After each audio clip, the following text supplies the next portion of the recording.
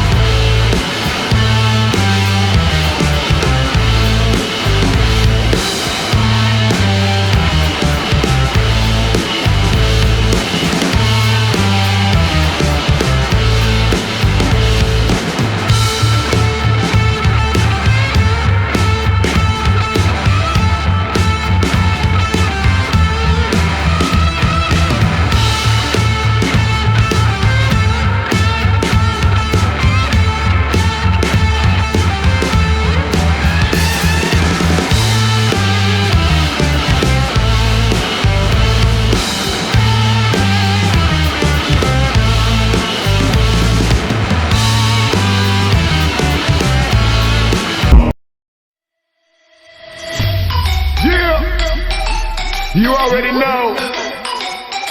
We